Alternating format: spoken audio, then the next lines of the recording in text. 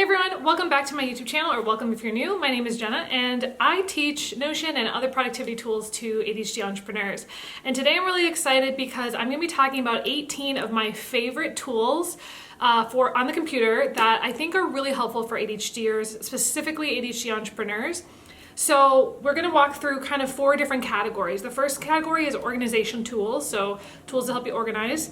The second is creative tools, so tools as a content creator, use a lot to create content. Third is productivity tools, and then the fourth is learning tools. So some of these have AI, some of these don't. They're kind of a mix.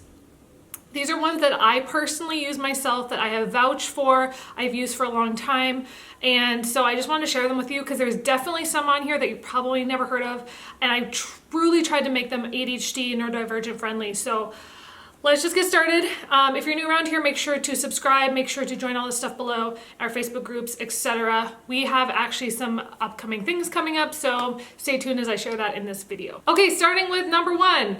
Of course, I'm gonna bring it up first, Notion/Notion Calendar. So ever since Notion Calendar came out, I've been using it so much more.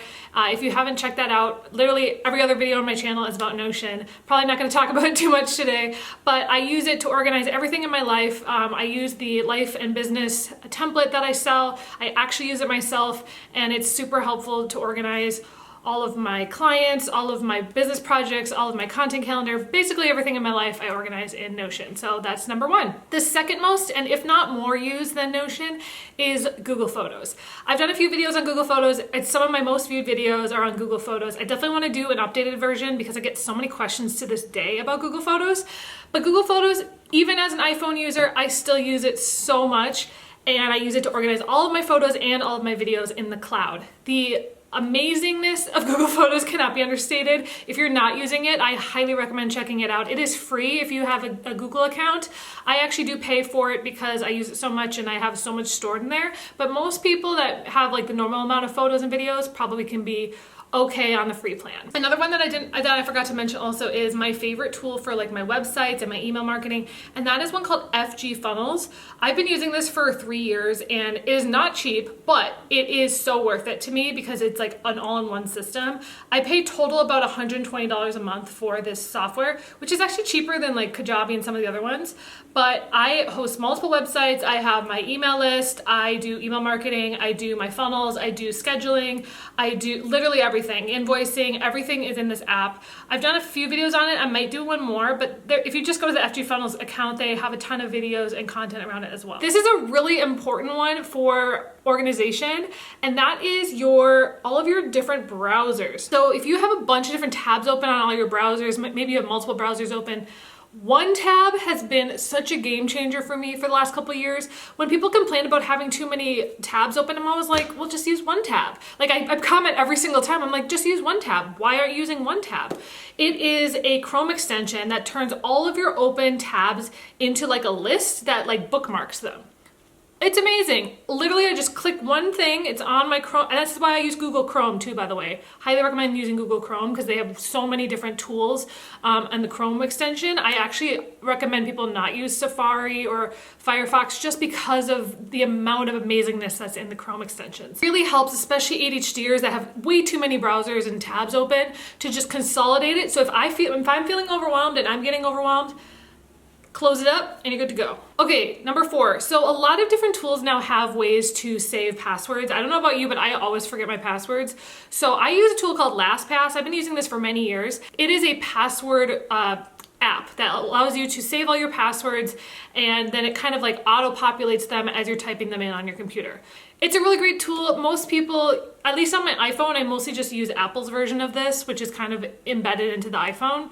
But I highly recommend Lastpass. I have a lot of clients who are constantly don't remember their passwords. I'm like, why are you not using Lastpass? It makes it so much easier.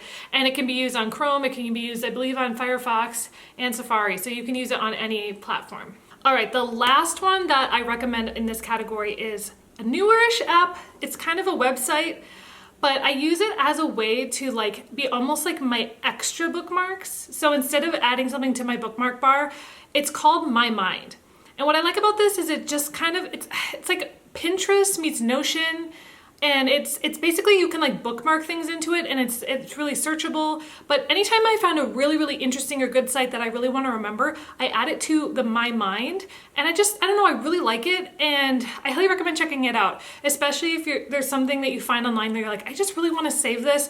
I don't really know what to do with it, but I just want to remember it. I don't really want to organize it in my bookmarks. Highly recommend checking out MyMind.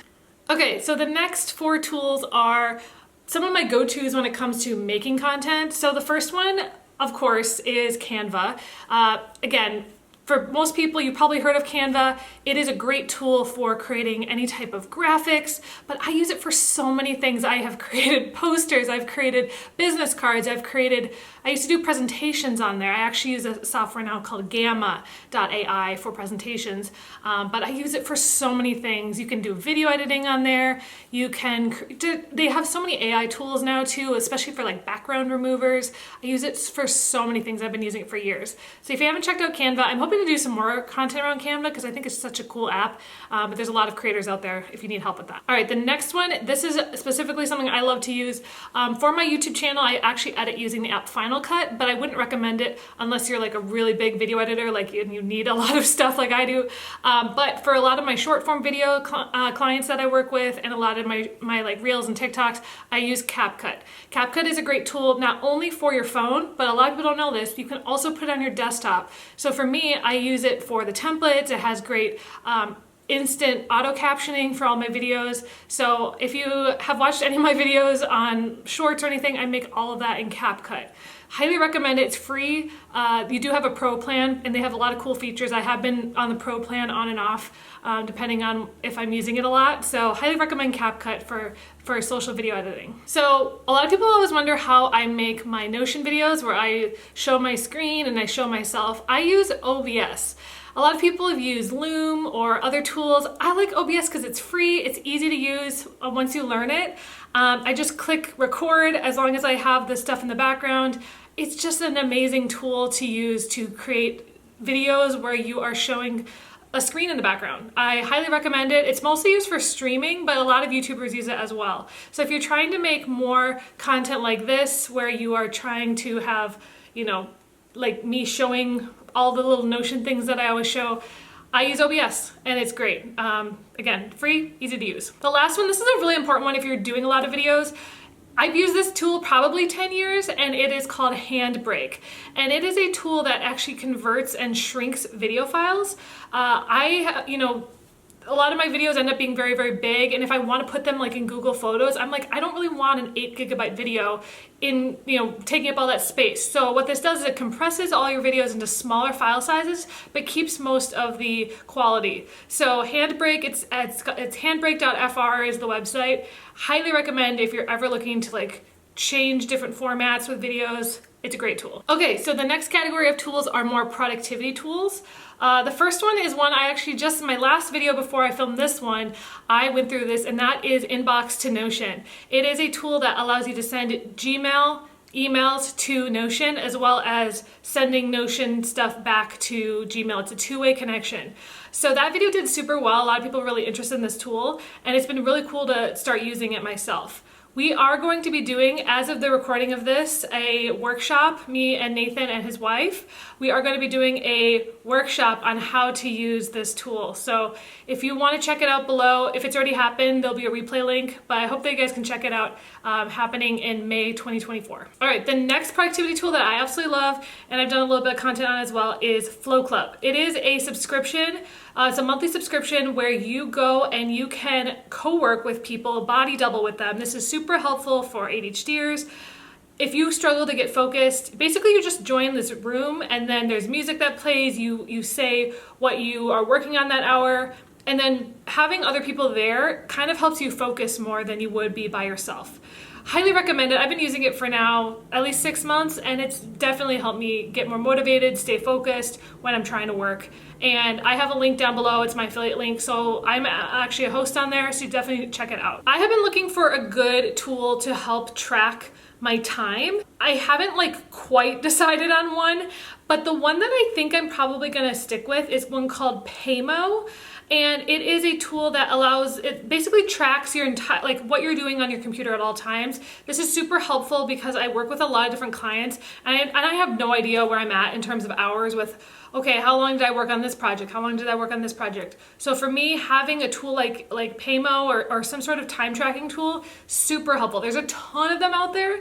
I want to do a video at some point kind of comparing and contrasting some of them because there's so many different options and people have their opinions about it. But Paymo is the one that I seem to like the most. So definitely check it out if you haven't. All right, I love this tool, especially at tax time during tax season. It's called Copilot.money.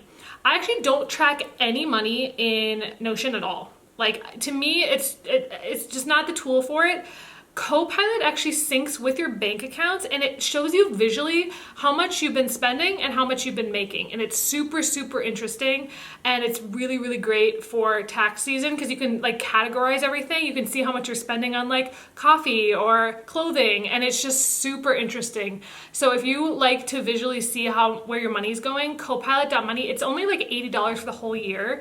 And during tax season, I'm like, this is such a game changer.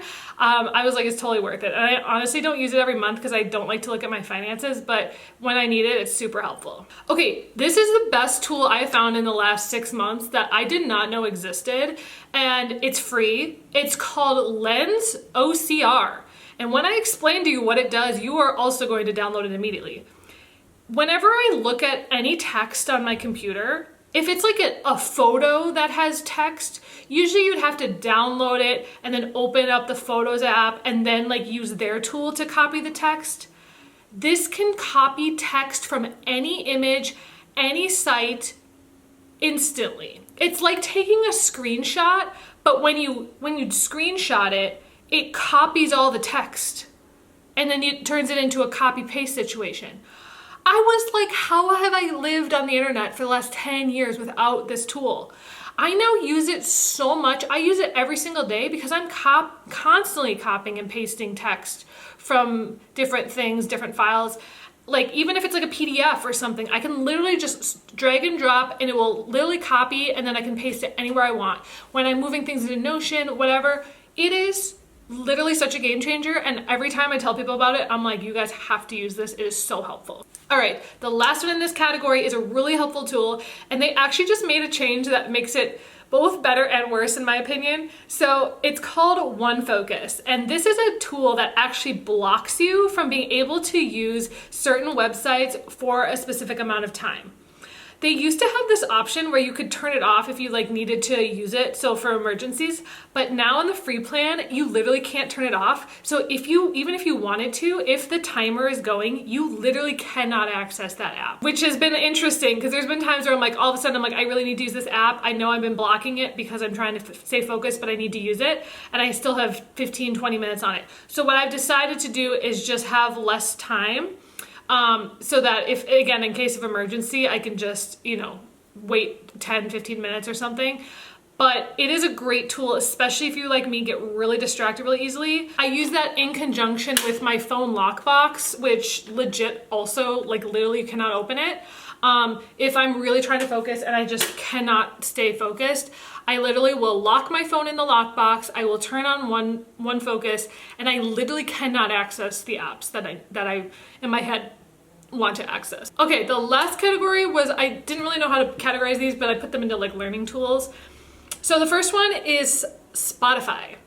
I actually just did a video about Spotify. You should definitely check it out. It's actually doing somewhat well in its niche. But what I found is that like a lot of people don't know how to organize Spotify, so I made a whole video about it. Like a lot of people don't know that you can make folders, which is, for playlists and stuff. I use Spotify for listening to podcasts, music, all types of education. You can even get audiobooks on there now. But Spotify, I just love it. I've never been an Apple Music person. I used to do iTunes back in the day, but like once Spotify came around, I'm like, this is amazing. And I love it. I absolutely love Spotify. The next one, this is something I use so much, and that is Kindle. I'm a big fan of the Kindle. I use it on my iPad. I have a whole video about how I read. You should definitely check out that video. But my Kindle app it allows me to not only, I am a Kindle Unlimited member, which allows me to get a bunch of books for free every month. Well, you have to pay, but like then you get like a bunch of books that are part of Kindle Unlimited. So it actually, I spend at least $15 to $20 a month on books anyway. So it's like, might as well just get a bunch of books for free if you're paying for it, if you know what I mean. I also use the library in my town. They have options to be able to check out books digitally. So I read a lot of books, and lately I haven't been reading as much, but I'm trying to get back into it. And so Kindle is my favorite. I absolutely love the Kindle app. I love Amazon. I'm a big Amazon girl. So definitely check that one out. All right, the last tool that I use that I think is so helpful, I use it all the time, and I actually just added a second one alongside of that, and that is Otter and its counterpart, Whisper Transcription. I've been using Otter for at least 5 or 6 years as my transcription tool of choice. However, they've recently made some changes where they don't allow unlimited imports anymore, which was very sad because I was paying for it and they're like, oh, you only get 10 imports. I'm like, what? So because I almost use the import feature more than I use the recording feature, I spent like multiple hours looking for cheap, free options for transcribing things, and I found something, and it's free. It's a Mac app called Whisper Transcription, and this app allows you to import any audio. So if it's a podcast or any type of audio, you can literally transcribe it for free with this app. It's actually a desktop app, and it's pretty accurate. I would say that I still like Otter more, but unfortunately I'm not happy with some of the changes they've made with the pricing structure. So for me, having another option to use as a imported transcription tool, I absolutely am so happy I found Whisper Transcription. That is all my apps. I'm sure there are many more that I use, but these are the ones I thought of for today's video because people always ask me like, what do you use? I hope that this video is helpful if you're an ADHD entrepreneur, or you are an entrepreneur, or you have ADHD and you just want some tools. I am going to be doing more content, obviously, around productivity and organization, as well for just any neurodivergent people. And I'm really excited for some upcoming content. I'm also wanting to do some more like interviews and to have some more people on the channel. It was really fun to have Nathan on in my last video. And I'm like, oh man, I wish I could have more people. So if there's anyone in the comments that you'd like me to interview or show their systems, let me know. And I'll see you guys next time. Bye.